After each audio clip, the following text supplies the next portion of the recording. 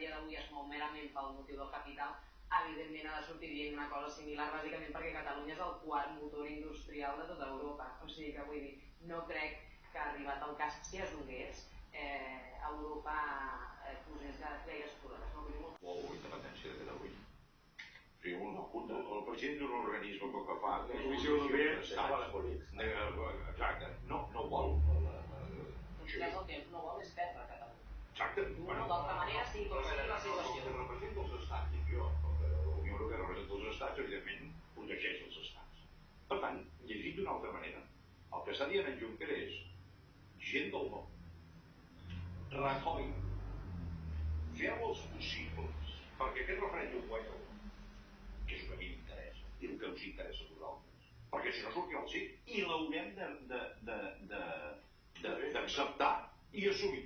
El Juncker està molt desprestigiat, però bueno, aquí no està desprestigiat avui, de política, però bueno, aquests polítics ja sabem com parlen, són diplomàtics, parlen en claus, diuen que... Doncs això és el que ens està dient en Juncker.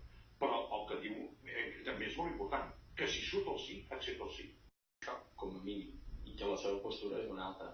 El que sí que a mi em crida l'atenció és que hi ha una part important que no està a favor de la independència, però que el govern l'ha deixat sense argumentari, vull dir, precisament aquests dies perquè realment és tot un poble, és tot unes comarques, l'independentista. I jo quan em dic, els polítics de Madrid, quan venen a Catalunya, no ho veuen? No. Quan van fer la guerra ple d'estelades, aleshores el que haurien d'haver intentat és, d'alguna forma, proposar coses i anar al referèndum abans que això s'estenguera més i fins i tot que la joventut, que és clarament independentista, molta d'ella també poguera arribar a votar.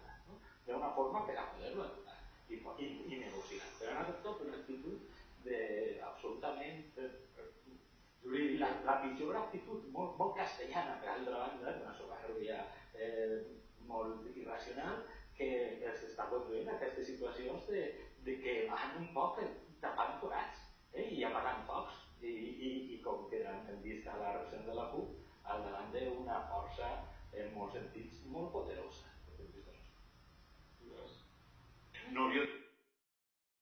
Però ja està dit. I davant d'això, jo recomanaria als del no que en comptes de boicotejar el referèndum comencin a fer campanya. Sí, comencin a fer campanya pel no, perquè si no, ja es veu el que diu... Hem vist Juncker i a la mateixa realitat Miquel recordava les imatges que arriben. Acceptarien una Catalunya independent.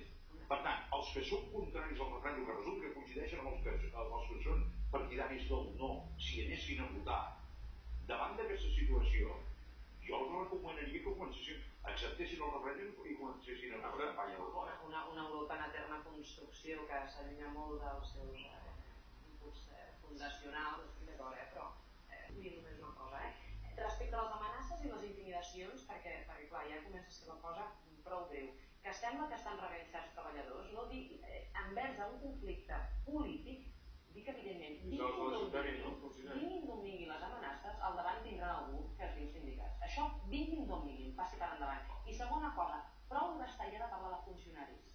Ho dic per la senyora de Colom, ho dic per uns altres, ho dic per qui faci falta. Prou, bàsicament perquè els sindicats han reclamat ja no sé quantes vegades, avui ho han tornat a fer, la Mesa General de la Funció Pública, perquè traslladin als representants legals dels treballadors, és a dir, dels funcionaris, quines són les pretensions, què pretenen, què volen dels funcionaris envers la convocatòria. I aquesta no s'ha donat encara.